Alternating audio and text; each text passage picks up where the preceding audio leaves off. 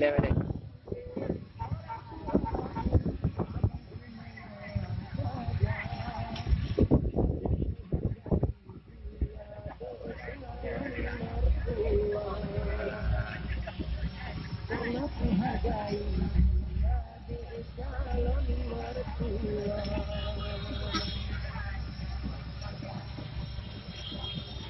Ada bebek, minum sprit, aku capek.